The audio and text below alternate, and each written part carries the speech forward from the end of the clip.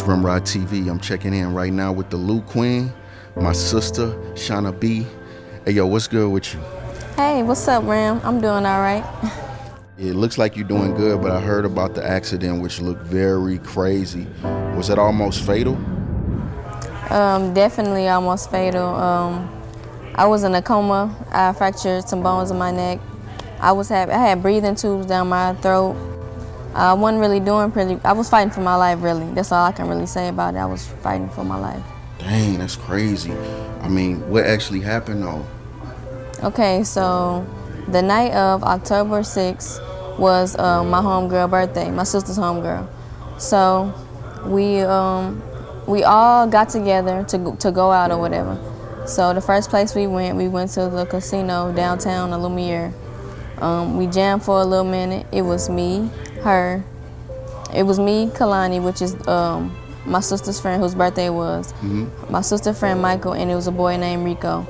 And we all went. Rico was driving at the time, so Rico drove us to the casino. So we went to the casino, and then on the way out, she said she wanted to, she wasn't finished doing like having fun for her birthday or whatever. So she's like, I want to continue to go out or whatever and turn up or whatever. Okay. So when we left there, we ended up going to Big Daddy's down the street, but they was taxing too much money to go in. So we went to the east side, to the Oz, because that's where she liked to go. That's her spot. So we all there. We didn't really drink or smoke, really not too intoxicated, for real, just having a good time just for her birthday. So, yeah, we having a good time or whatever. The night goes on. My sister met some friends up there. She went on the dance floor with them, had, turned up. So me and Kalani, whose birthday it was, we kind of sat back for a while just chilling, for real. We wasn't doing nothing. We just was listening to the music, just vibing. So as the night go on, we get ready to go. And when we get ready to go, we can't find the driver, which is Rico, the dude who drove us. He was driving Kalani's car, but he was the driver of the night, and it was her birthday, so she was mad. Like, damn, this nigga left me in the club on my birthday. He drove my car. You know what I'm saying? All right, I ain't finna keep looking for him. We looked for him for like 30 minutes, for real. We couldn't find him, so shit. We left. We like, fuck all that. And she was like, and then I paid his way in the club on my birthday. So all I remember is her being really mad about him, you know what I'm saying, acting lame on her birthday. So when we got back in the car, it was Kalani in the front seat. That was her car. Then it was my sister in the passenger seat. I sat behind the passenger seat, and Michael sat next to me.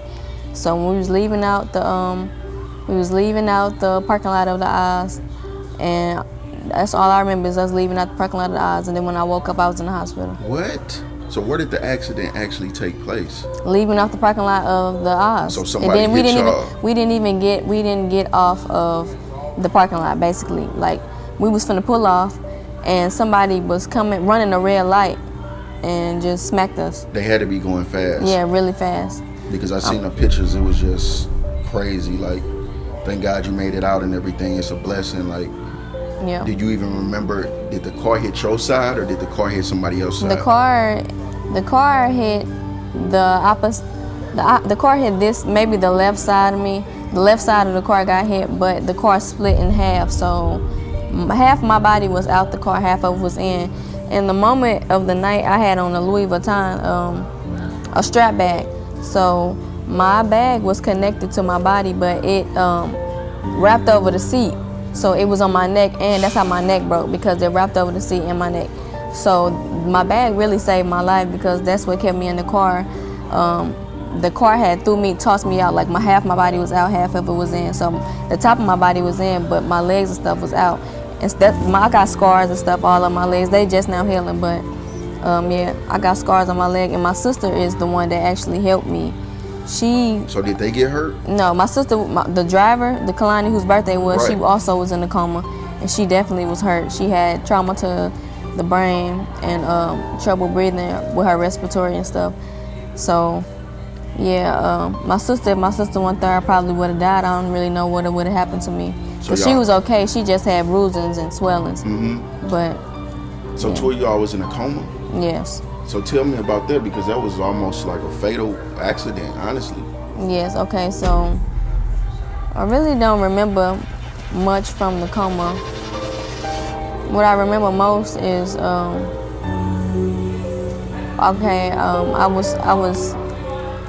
Sleep. I was out for a while, so I don't remember people talking to me. I don't remember people touching me or nothing. All I remember is waking up and wondering what the fuck happened to me. Or I had a halo. My fractures were so bad. I had a fracture to my vertebrae, and it was my neck was broken in like 7 places. So they had to go in through my neck and reconstruct my injuries, and my neck was broke so bad that my head could have almost popped off. How did you feel? I was confused for the moments waking up. I didn't really understand why.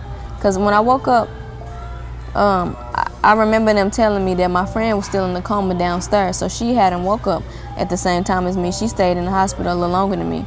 So I'm waking up like, yeah, I'm like, my sister like, we in an accident. I'm like, what? Like an accident? I'm like, no, hell no. The last thing I remember is Kalani saying, fuck Rico, because he was acting lame on her birthday. And then that's really all I remember. So it kind of didn't hit me until I left the hospital that I actually had been in such a bad accident. But at any point in time while you were in the coma and getting out of the coma, did you feel like, I'm not gonna make this? Definitely, because I was just thinking about all the people I could let down if anything goes wrong. I could have been paralyzed, so I was just thinking about how many people I let down or how many people I influence and inspire that probably, I don't know. I was just thinking how long I could be like that. And then me waking up in a halo, I wasn't knowing how long I was going to be in that. And them telling me how my injuries was. And then the things that I remember from the coma, I kind of was like in a near-death, I had like a near-death experience almost. What did you see? So it was like, I really don't remember the coma. Like I said, I don't remember people talking to me or touching me or nothing. But I remember it seemed like a dream almost. Like, I know this is gonna sound crazy or like some made up movie shit, but it's not. It's really what I experienced. So I remember waking up, but when I woke up, it felt like I was just dreaming, like I maybe had fallen asleep or something, like I was in a dream. It just felt like a dream. I don't remember nothing else but this from it, and it seemed like it happened so fast. So I know I was someplace I didn't really want to be, and it kind of felt like if I ain't, like, I don't want to sound crazy, but it kind of felt like I was in hell, like I was somewhere I didn't want to be, like. And then you know how like an ant farm look, where you can actually see the ants moving in the dirt and moving. Right. You know, that's what it felt like we was in. It felt like we was in one of those. We was like in some dirt wherever we was at. So it was a dark picture. Yes, and it was just it felt like I was in hell, though. I was somewhere I really didn't want to be. I didn't want to be there. What was the last thing you remember before you snapped out of that? No, that's the last thing I remember, period. After that, I remember being somewhere, and there was a lot of people there, but I don't remember their faces. I don't remember what they was doing. I just know it was shit that was bothering me because I didn't want to be there. I'm like, what am I doing here?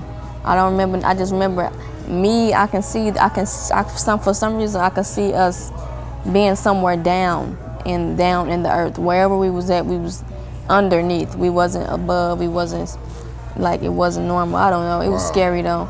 And I remember it was snakes and shit like down there. That's what made me think like I'm in hell. Yeah, like I'm in hell. Where am I at?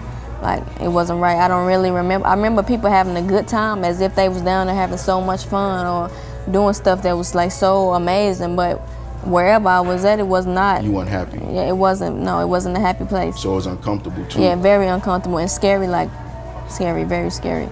So all I remember is somebody coming to get me. It was a light, like literally, like they say on TV, oh, I seen the light, follow the light. Literally, it was a light, like. Really? Yeah, like Where was the light coming from? I don't know, just somewhere, and whatever it was, whether it was an angel or God or whatever it was, it drugged me for a long time. It felt like it was dragging me through a sewer. Like, it just drugged me. It felt like a long tunnel. It was just dragging me, just dragging me, just dragging me. They drugged me for so long. Like, I don't remember screaming or nothing. I feel like it wasn't a bad feeling. It just feel like they drugged me for a long time. Like, so it was a relief. Yes, they was like relieving me from whatever I was just going through. And the next thing I remember is me waking up in the hospital. That's what So you woke up right after you finished they drugged drugged? me. Yes, after they drugged me, whatever they was dragging me from, I woke up. Who was the first face you seen when you woke My up? mama told me the first face I seen was my mama. So I'm thinking in my head, Yeah, I had to be drunk and last night to come from the club, you know what I'm saying, and had a bad dream. But my mama, so the first thing when I seen my mama, the first thing I said was, "Hey, mama," I said, "The devil tried to take my soul, but God didn't let him." And then I noticed that I was in the hospital room, so I'm looking around and I'm seeing everybody, even the doctors, looking at me like, "The fuck she talking about?" Right. Okay. That's crazy. So I knew then and there I real. may be saying something right. I may be saying something out the way, and maybe I need to just calm down. And I'm like, "Wait, we in the hospital?" I see my sister. I'm like, "What the fuck we doing here? What the fuck is this on my head?" I'm grabbing the halo like, "What the hell is this on my head? Like, why am I in the halo? What's going on, bro?" I'm like, "Dude, what?" So did somebody show you your reflection while you were in the hospital so you could actually see yourself how you were at that time, or you just felt it? No, my mom and my sister, when I woke up, they recorded me a lot. They even kind of recorded me while I was down. Maybe they just knew and had faith that I was gonna be all right. Make it for sure. How did you feel once you watched that video back? It still kind of gets to me a little bit. Just knowing that I could have died, and even having that experience, even being, if there was God, being so close to God, and knowing that I have a purpose in life to be here or something, because I could have just been gone. God take innocent kids, babies, people that we love and cherish, good people all the time. Why did I have to live? You know what I'm saying? So do you think that was a test from God? Yeah, definitely. Testing to see if this life I claim or want so bad is really the life I need. Or he could have been telling me to stay on the right track, because that place that I was in is somewhere I don't want to be. Like, I don't know where I was at, Rem. All I know is it was scary, and it made me honestly not so afraid of things so evil. You know what I'm saying? Like, I already prayed to not fear evil, but it made me not so afraid, or not so, if I see it, I won't be like, ah. If I seen a ghost, I probably wouldn't even be scared, because I just damn near died and was somewhere I don't even know where I was at. But God saved my life, obviously. Like, I don't know. How did I just wake up after saying that? And then the dream seemed like, I swear it seemed like 5 minutes. But when I woke up and seen how I was in a coma for about maybe a week almost. Wow. So when I woke up and realized how long I was in the coma, I'm like, damn, really? I'm like, no, I just had to fall asleep, because this was, you know what I'm saying? So maybe the spiritual realm is a little bit faster than what, you know. I believe that. So, I mean, that's crazy itself, but how do you think this is going to actually affect the rest of your life? Well, for one, I probably have neck problems for the rest of my life, being that I got screws in place in it. But with my faith and my beliefs, I just believe that God gonna bless me to overcome it. I've already been through so much, so it's only, you know what I'm saying, so much I'm afraid of and won't take. I've fought for my life, so I really didn't know much about life until I had to fight for mine, really. How do you think this is gonna affect your music from here on out? See, before I had so much to talk about, but a lot of my music came from pain and things that I was going through, making me into the woman that I am now.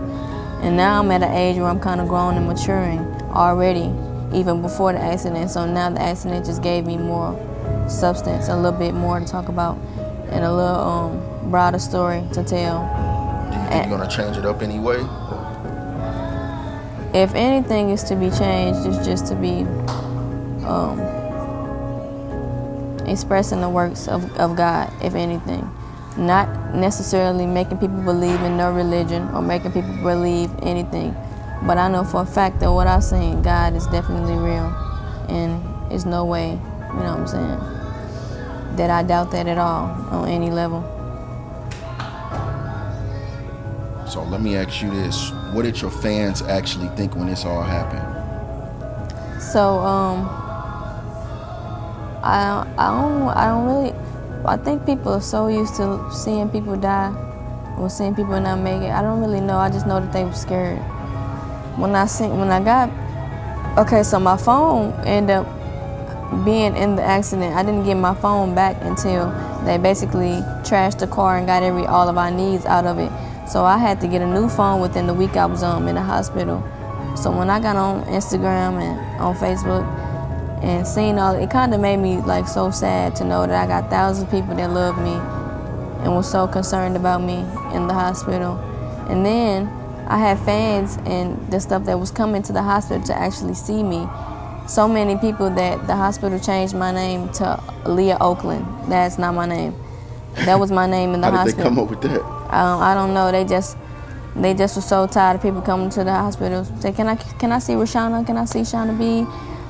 I don't think my family already could take it, and I feel like they seen my family not taking it already enough. Me fighting, and you know what I'm saying, not woke. I don't think they wanted people to see me like that. So. How did that feel, knowing that people will actually come see you, that you, It barely felt even good, know? and even the hospital I was in took very good care of me. I woke up with new polish on my nails. They painted my toenails and stuff while I was in the hospital because they said the nail polish on my feet was cracking and they wanted me to be pretty when I woke up.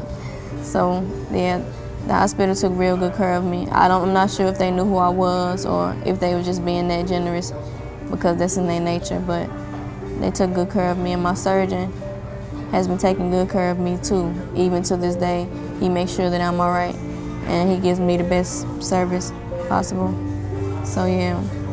So, I just think my fans were sad, and they didn't want to see me going through this. Right. I was hurt, honestly. Yeah. I was hurt. I seen you, I'm like, that can't be my sister like Right. that. You know what I mean? Right. Not the person I'm usually seeing. Right, exactly.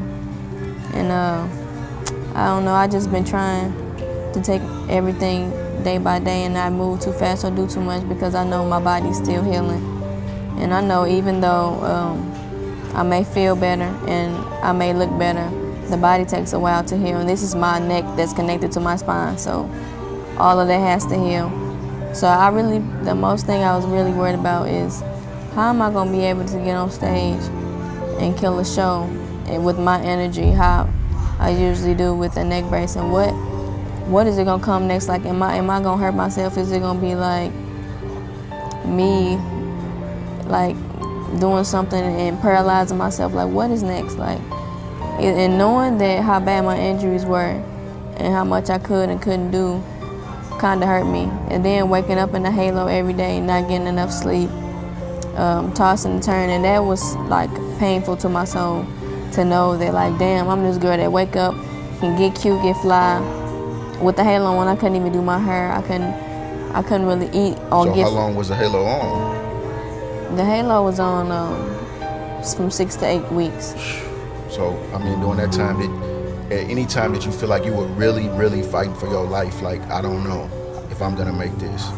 Definitely, every day. Every day I woke up, I was just thanking God that I actually woke up, because coming out of a coma kind of made me weary about going to sleep.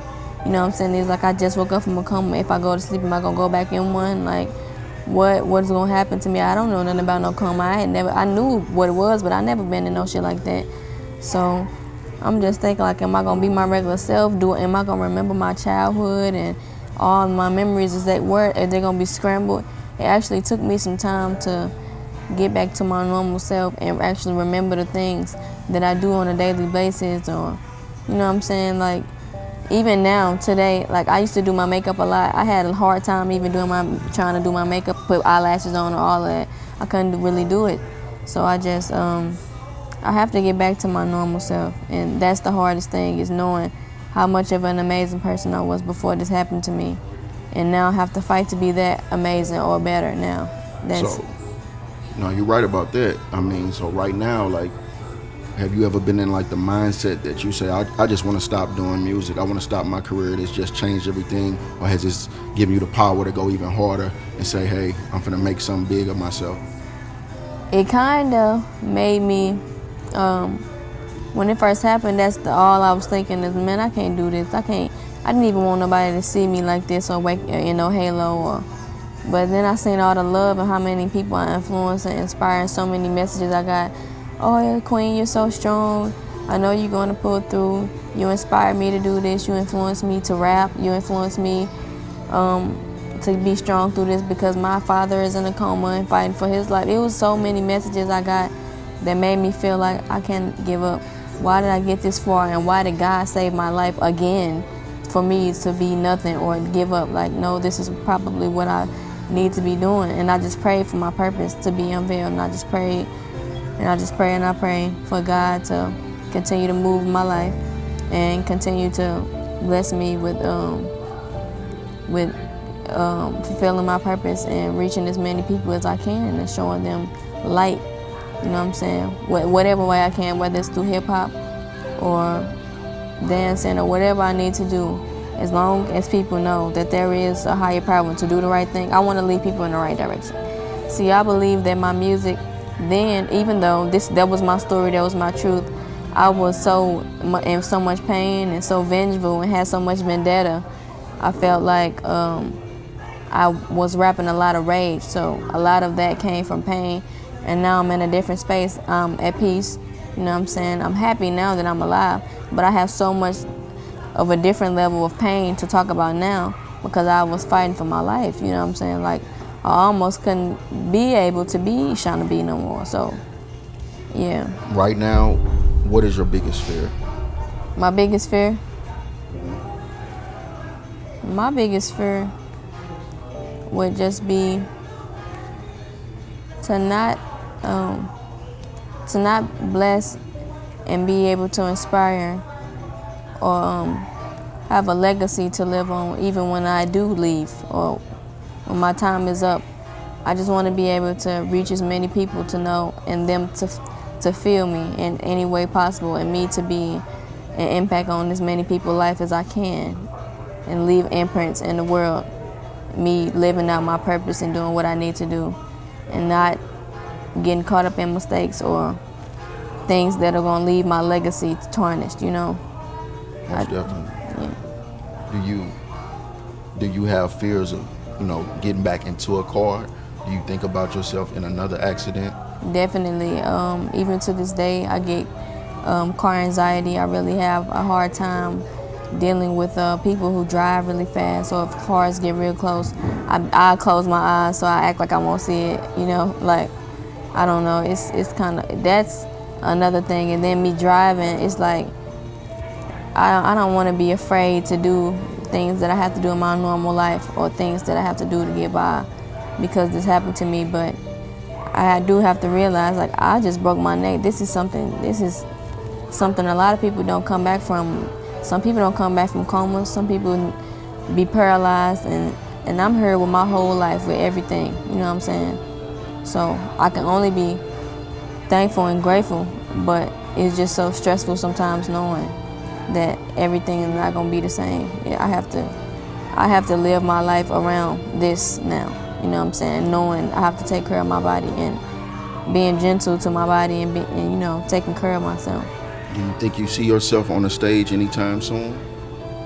Definitely. I definitely see myself on the stage, but I'm not sure how much energy. I'm not sure. If my body allows me to do it, I believe that my body is strong. So if my body allows me to do it, then I'm going to do it to its best ability. So, and if I'm blessed to, you know what I'm saying, get in front of my fans and do what I love and what they love to see me do, then, yeah. So you think you're going to take it more serious at this point? Definitely. Now, what do you see, as your next steps to success in the music industry or whatever endeavor that you choose to do? I see me taking it a lot more serious and being a lot more careful. Getting more in tune with the business side and not so much the fame and the riches, you know what I'm saying, on material stuff.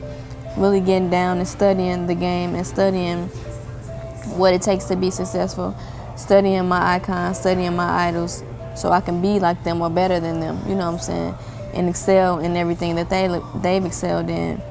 I think my next steps to success is just broadening my horizon and going above and beyond limits and breaking barriers and being in all the eyes, because I feel like that's what I'm good at. So if I can just keep going, I feel like I'm succeeding. As long as I'm going and able to move forward, I feel like I'm succeeding. I mean, with your background and everything that's happened to you in the past, as well as now what just happened, do you think you're going to get new fans to gravitate towards you and open up a whole new space? That's the goal, and I hope to. I hope to get as big as I can. Like, I really do. I hope that people feel my pain. I don't necessarily want everybody to be sad or nothing or worried about me and this neck brace, but I want people to be inspired. I just want to inspire people to know that you don't have to give up. And if I could fight for my life and overcome challenges, the challenges of people's daily lives, you know what I'm saying? I just want people to know that it's so much minor things going on around us that we pay attention to. And we don't realize that life could be going within a blink of an eye. Sometimes we don't cherish the things that we should the most. So what everybody want to know right now, what's the next move? What's the next thing for Shana B? What's going to happen next? Definitely more visuals. The next thing for me to do is try to get y'all to be in my head and feel how I felt. If I can do that in visuals, with music, whatever. I just want people to understand where I'm coming from, and I want people to see how I feel. I kind of just want people to take a step in my world, this next level. I just want people to feel me and feel where I'm coming from and be as much as myself as I can and give them as much as me as I can, because that's what I want them to feel. And I want them to take from my life, and you know what I'm saying? I just want to be inspiration. That's all I want to do. But I want more music to be out, more music of substance, more me being active with my fans and my supporters, and me showing them, you know what I'm saying, how much I love them and how much I appreciate them. And there was so many people praying for me, and I just, I'm very thankful. It kind of still gets to me now, knowing that that's something I overcame. I was waking up feeling like Kanye West, like damn, I just had a through the wire moment. So, but I feel like I chosen one for sure, and I don't really know where God's gonna take me next or what's to come, but I'm hoping for the best, and I'm gonna keep my faith high and stay positive on the right, you know what I'm saying. At first I feel like I used to run from a lot of dark things, and now I'm not afraid to face, you know what I mean, like I just know it's better. And to know that my life meant so much, it means so much to so many people, I just have to keep living and keep going. Everybody, it's Shana B. I just want to let y'all know that I'm okay, and I'm thanking y'all for all the prayers. I want y'all to keep praying and just keep on having me y'all best wishes. And thank y'all. I'm glad to have a support team and fan base like y'all, and I just want to say I love y'all.